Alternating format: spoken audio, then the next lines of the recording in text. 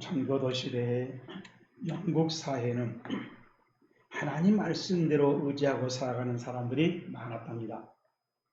그런데 1780년 5월 뉴 잉글랜드에서 돌연히 하늘이 어두워지고 천지가 급변할 것처럼 특별한 징조를 보이므로 교인들은 최후의 심판의 날이 시작됐나 보다라고 생각했답니다. 그때 마침 커네티컷주의 주의회가 대회 중이었답니다. 회의가 중반쯤 이뤘을 때 한 의원이 이게 주님께서 재림하실지 모르는데 우리가 이렇게 한가하게 국회에 앉아 있으면 되겠습니까? 어서 국회를 폐회하고 주님 오심을 준비합시다 하고 말했답니다. 그때 한 청교도 국회의원이 일어나서 이렇게 말했답니다. 의원 여러분, 오늘은 최후의 심판 날이든지 아니든지 상관할 게 아닙니다. 만일 최후의 심판 날이 아니라면 연기할 필요는 없습니다. 만일 최후의 심판 날이라도 우리는 그대로 앉아서 수많은 사람들을 대신해서 우리의 임무에 충실히 감당하시는 것을 재림하시는 주님께서 보시면 주님께서 더 기뻐하실 줄 압니다. 촛불을 켜고 회의를 진행할 것을 제안합니다. 또 남독일 시골교회 목사였던 블룸하르트는 그저 평범한 목회를 해오다가 제1차 세계대전을 겪은 이후에 그는 종말론적인 신앙관으로 목회한 일이 있었는데 그 목회가 기독교 역사상 아주 의미 있는 일로 평가받고 있다는 것입니다. 블룸하르트의 목사는 예수님의 재림을 살아생전에 보겠다고 확신하고 교인들에게 늘 재림 준비하도록 그렇게 의미 있는 그런 설교를 자주 반복했답니다. 그리고 자기 사택 마당에 마차 한 대를 준비시켜서 항상 대기시켜 놨답니다. 주님이 재림하시면 그 마차를 타고 달려가려고 그렇게 했다는 거죠.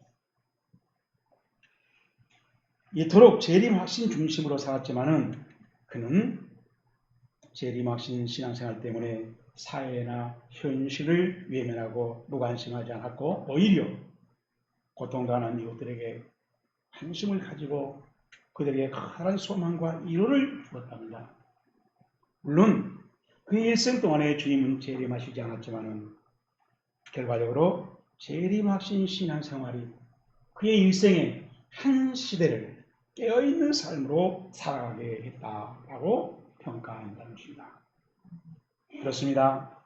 재림 신앙 삶은 무슨 일을 중시하느냐로 나타나고 그 삶이 현명한 일로 판가름 나기 마련이라는 것입니다.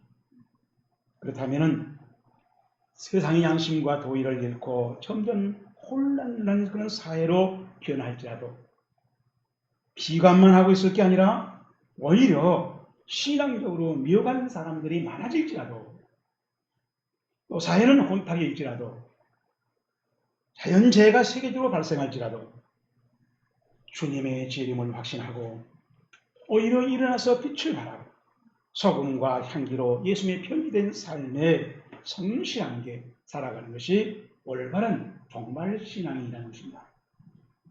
오늘 설교 본문도 종말 신앙의 삶을 현명하게 살아보라고 권하고 있습니다.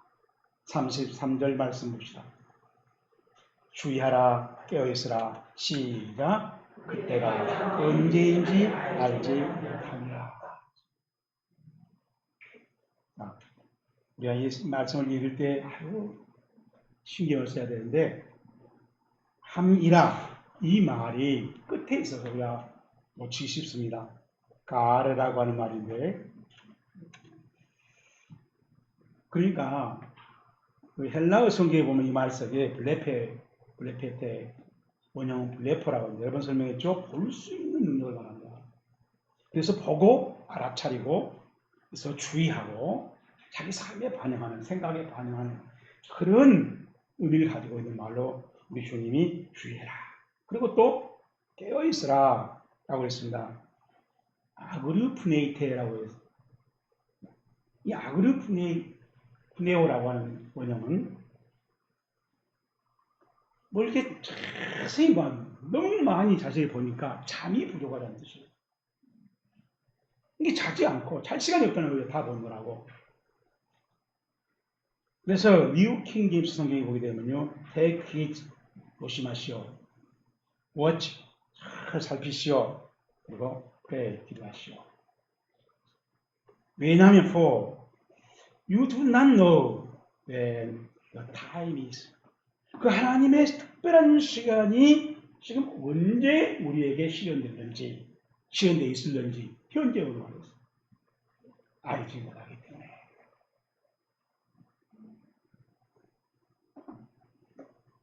정신을 똑바로 차리고 굉장히 집중해서, 그리고 빠뜨리지 말고 하나님의 시간을 잘 실현되는 것을 살펴서 참여하는 것입니다. 하나님이 언제 그 시간을 시작할지 모르기 때문에. 다시 말하면 빗나가면 안 된다는 거예요. 놓치면 안 된다는 겁니다. 예수님께서 재림하셔서 천국과 지옥으로 심판하신 그날이 분명하게 있다. 성경에 보게 되면 예수님의 재림에 대한 말씀이 1500번 넘게 나옵니다. 그만큼 예수님의 재림은 중요하고 세상 종말 심판은 반드시 실현된다는 뜻입니다.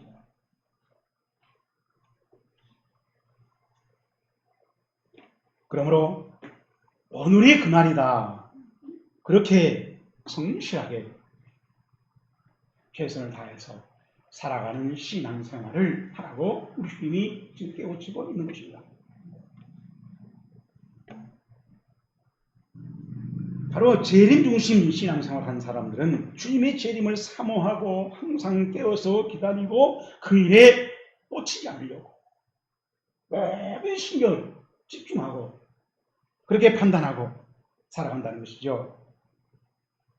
예수님께서 호련히 오셨을 때 잠자고 있는 교인은 게으름을 보여준 것이 들키고 맙니다. 36절에 보면 그랬습니다. 그가 호련히 와서 너희가 자는 것을 보지 않도록 하라. 마태복음 25장에는 이런 비유로 기록해 놓았습니다. 미련한 자들이 슬기 있는 자들에게 이르되 우리 등불이 꺼져가니 너희 기름을 좀 나눠달라 하거늘 슬기 있는 자들이 대답하여 이르되 너희와 우리가 쓰기에 다 부족할까 하노니 차라리 파는 자들에게 가서 너희 쓸 것을 사라 하니 그들이 살아간 사이에 신랑이 오심으로 준비했던 자들은 함께 혼인잔치에 들어가고 문은 닫힌지라. 여러분, 그 기름을 사러 갔던 사람들 다 주님이 온다고 인정했습니다. 알고 있습니다. 준비했어요. 그 자리까지 왔어요. 근데 왜 놓쳤습니까? 오늘 우리가 말하면 우리 하나님 믿어요. 예수님 믿어요. 부활 믿어요. 천국 믿어요. 지옥 믿어요. 그래서 예배 드려요. 근데도 놓친다는 거예요.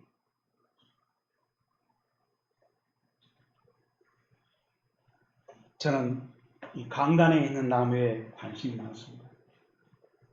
새벽 기도가 끝나고 나면 어떤 싹이 나는가? 얼마만큼 싹인가? 지금 가운데 싹이 나고 있어요. 오늘은 얼마나 잘하는가? 그래서 내가 저렇게 기울여놓은 또 많이 쓰고 주일 예배에 누가 하고 누가 빠졌는가? 살펴보는 것과 비슷한 심정입니다. 생명체의 번성은 가장 먼저 자기 몸부터 키웁니다. 그리고 자세히 보면 사람도 그렇고 동물도 그렇고 꽃도 식물도 그렇습니다. 몸이 어느 정도 자라야 자식도 낳고 새끼도 낳고 열매도 맺더라는 거죠. 그런데 식물은 어느 정도 몸을 키웠으면 계속 자라려고 해요. 위로. 그래서 내 쪽에 잘랐어요. 열매를 맺도록 옆으로 터지면서 지금 때를 알고 열매를 맺도록 하기 위해서 순을 잘라줘야 하는 것입니다. 이런 오이가 그렇습니다. 호박이 그렇습니다. 사과나무 그렇습니다. 배나무가 그렇습니다. 잘나주지 않으면 돌배나무 됩니다. 그렇다면 지금 우리 한국교회도 코로나를 하나님의 순자라기로 사용하고 있지 않는지 생각해 볼 만하다. 이는 제발 알곡 좀 맺으라고 하나님이 강권하고 있는 신호가 아닌가.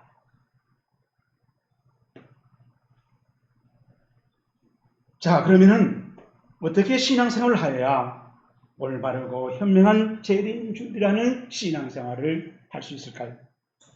설교 본문을 살펴봅시다. 35절입니다.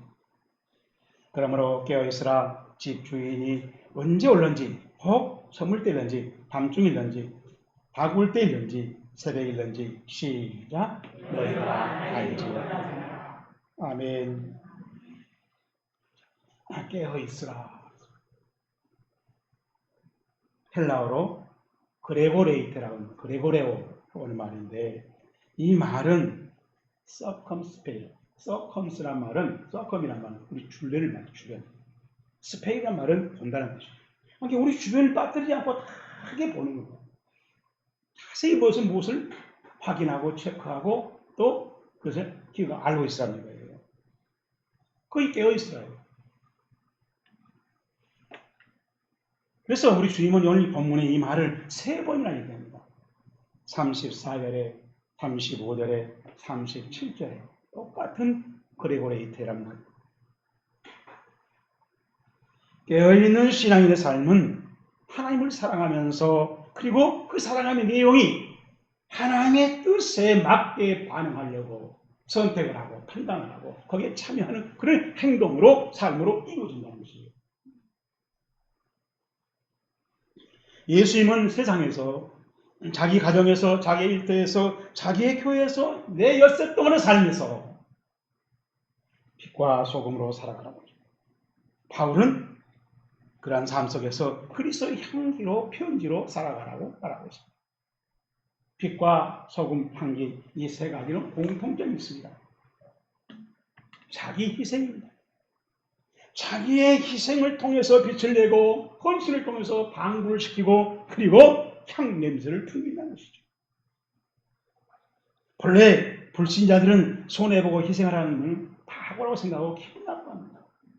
그리고 하지 않으려고 하더라도 억지로 조금 하단 말이에요. 그리고 가서 막 했다고 자랑하고.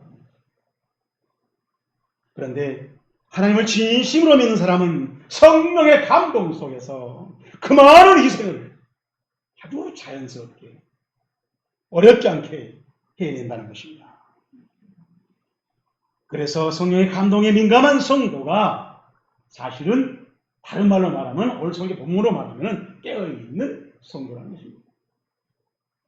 누가복음 2장에 아기 예수님을 만나서 감격 감사했던 사람이 3사람을 소개합니다. 첫째로는 목자들이죠. 목자들이 밤에 밖에서 자기 양떼를 지키더니 주의 사자가 곁에 서고 너희는 가서 강보에 쌓여 누워있는 아기를 보리니 이것이 너희에게 표적이냐. 두 번째는 시몬입니다. 이 사람은 의롭고 경건하여 이스라엘을 기다린 자라. 성령이 그 위에 계시더라. 그가 주의 그리스도를 보기 전에는 죽지 아니하리라 하는 성령의 지시를 받았더니 성령의 감동으로 성전에 들어가며 마침 부모가 율법의 관례대로 행하고자 하여 아기 예수를 데리고 온지라. 시몬이 아기를 안고 하나님을 찬송하여 이르되.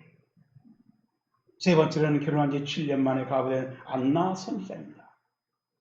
가부되고 84년 되었더라. 이 사람이 성전을 떠나지 아니하고 주야로 금식하며 기도함으로 섬기더니 마침 이때에 나와서 하나님께 감사하고 예루살렘 성령을 받은 모든 사람이 그에 대하여 말하니라. 우리가 명심할 바는 그때 메시아를 기다려야 만나 감격했던 그 사람들이 유별나지 않았다는 거예요. 아주 특별한 사람이 아니었다는 거죠. 그들은 깨어서 준비한 삶을 지속하다가 그런 시간에 그 일을 만났다는 것입니다. 지키더니 목자들이죠. 이 말은 필라손 테스라고 하는 말인데 이 말은 영어 성경은 keeping을 했습니다. ing, 신뢰가 없었다는 거죠. 또 성령 위에 계시더라 헬라어로 앤이란 말인데 이것도 계속 성령님이 머물러 있는 겁니다. 전기불처럼 빠딱빠딱 하지 않고 계속 빛이 들어와 있는 거예요. 섬기더니 안나 선지자라는 말인데 이 말은 나투레오란 말에 우사란 말을 붙여서 현재 분사형으로 또 서빙 현재 진행입니다. 누가 주님을 만났는가?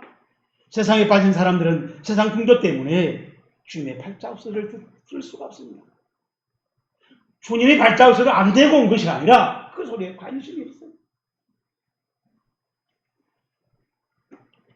깨어있지 않으면 들리지도 보지도 느끼지도 못한다는 것입니다. 깨어있는 도처라면 곤충이 지나간 소리도 알아차립니다. 그러나 잠을 잤더니 적들이 몰려와도 알아차리지 못한다는 것입니다. 그래서 깨어있는 신앙삶에 익숙하라고 우리 주님이 강조하셨던 것입니다. 여러분들이 해당되기를 주의 이름으로 축복합니다. 두 번째로 29절 말씀 봅니다. 이와 같이 너희가 이런 일이 일어나는 것을 보거든 시작 인자가 가까이고 눈앞에 이른 줄 알라. 아멘.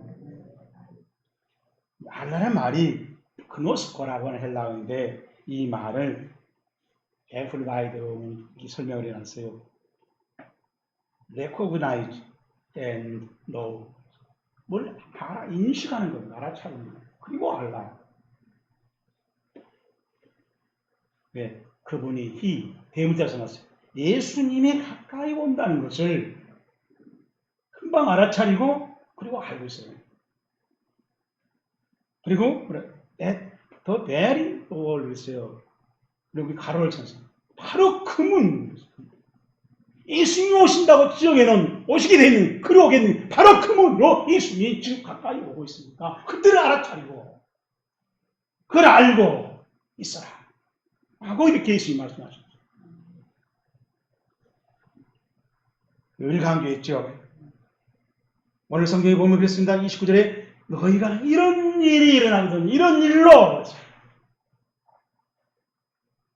마가복음 13장 5절부터 23절까지 말했던 여러 가지 예수님이 말했던 그런 정말 신앙에 하시는 일들을 말하는데 그런 일을 다 이해하고 알고 있고 그것으로 처우를 삼아서 예수님이 오신다는 것을 알아차리라고.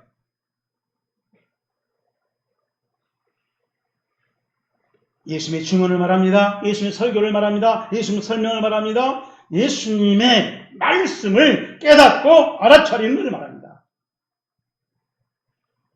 누가복음 10장 26절의 말씀처럼 예수께서 이르시되 율법에 뭐라 기록되었으며 내가 어떻게 읽느냐.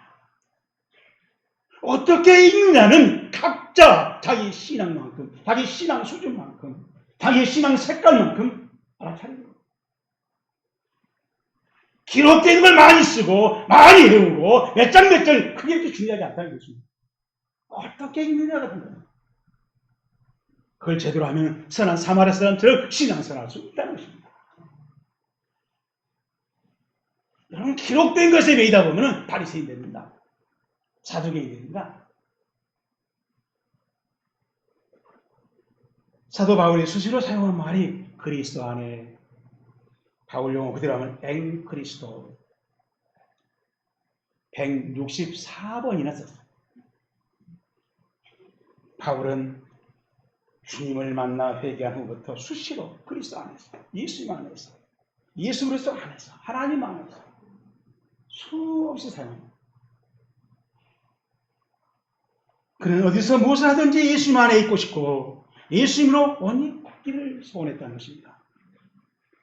옷은 천한 성품인지 성숙한 인격인지 본인의 품격을 말해주죠.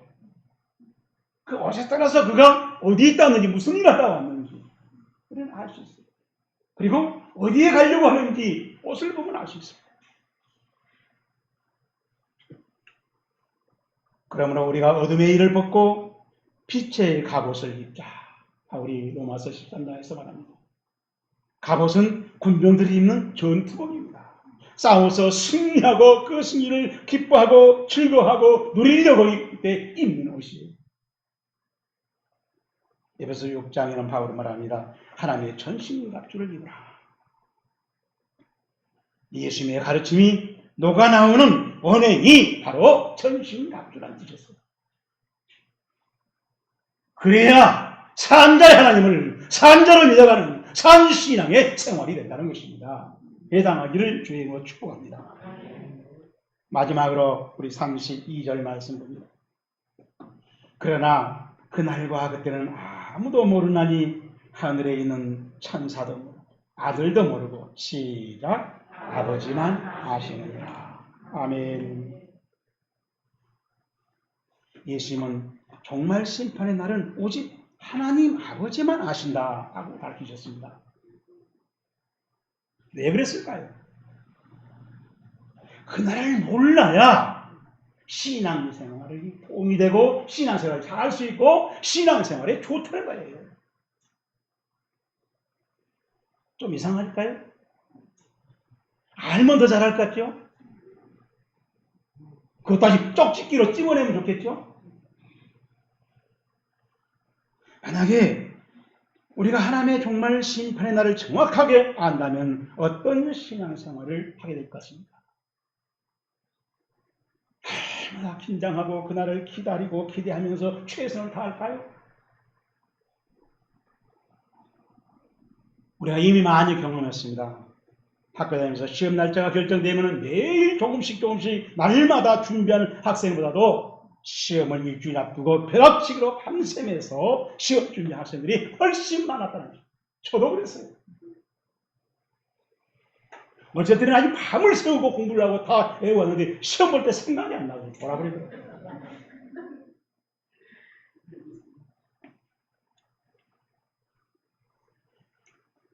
이것을 성경은 여행이라고 합니다.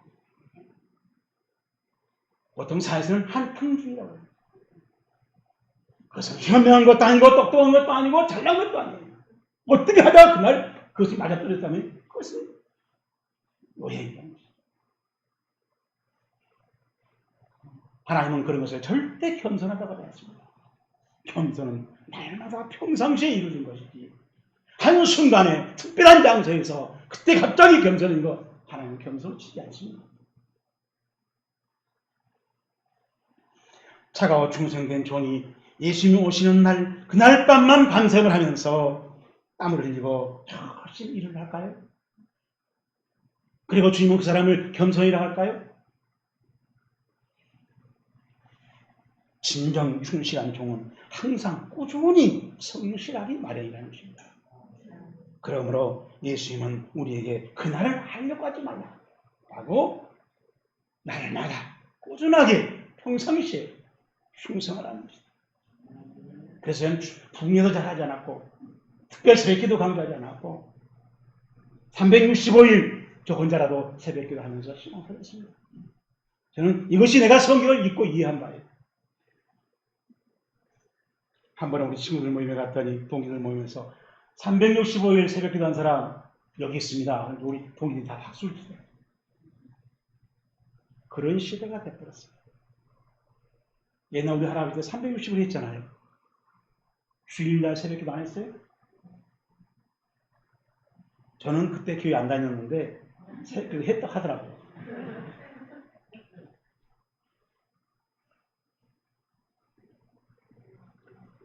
주님은 왜 이렇게 재림을 지연하고 계실까? 궁금해질 수 있습니다. 그건 우리뿐만 아니라 사도교회도 똑같았습니다. 그래서 베드로가 정확하게 대답해 놨습니다. 베드로후서 3장 8절에서 9절. 사랑하는 자들아, 죽기는 하루가 천년 같고 천년이 하루 같다는 이 한 가지 사실을 잊지 말라. 주의 약속은 어떤 일은 더디다고 생각하는 것 같이 더딘 것이 아니라 오직 주께서 주께서는 너희를 대하여 오래 참으사 아무도 멸하지 아니하고 다 회개하기를 이르기를 원하느니라. 대충 하다가 특별 한때 집중하는 거, 그것을 좋아하지 말라는 거예요.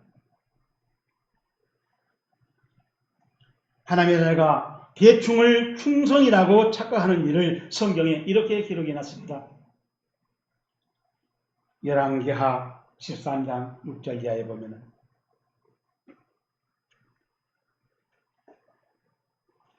그들이 이스라엘에게 범죄하게 한 여로보암의 집의 죄에서 떠나지 아니하고 그 안에서 따라 행하며 또 사마리아에 아세라상 목상을 두고 그냥 두었더라. 아람 왕이 여호와스의 백성을 멸절하여 타작마당에 티끌같게 같이 되게 하고 마병 50명과 병거 10대와 보병 10,000명 외에는 아하스 여로보암에게 남겨두지 아니하였더라. 죄에서 떠나지 아니하고 그래서 우리는 이스라엘 백성이라고 선민이라고 택한 백성이라고 하고 있을 때 하나님이 와서 철저하게 비참하게 패전시켰다는 거예요. 우리 하나님은 노하기를 더디하시지만은 정확함을 철저하게 확인하고 따지십니다. 바로 그때가 심판되는 것을 꼭 명심하시기 바랍니다.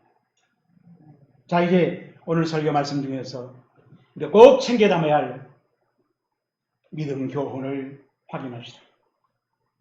일상 삶 중에서 깨어있는 자들은 구원을 알아보고 그리고 그것을 내 것으로 만들어서 축복이라고 은혜라고 누리고 살아가지만 깨어있지 못하면 농담으로 알아듣더라고요. 노아의 홍수가 그렇고 소돔과 고모라의 심판이 그랬습니다. 그토록 충별하고 분명히 경고했음에도 그들은 먹고 자는 일만 즐기다가 농담으로 여겼더라. 깨어있는 성도만 구원이 하나님의 은혜로 기회로 이루어지는 법이라는 것입니다. 해당하기를 주의 이름으로 축복합니다.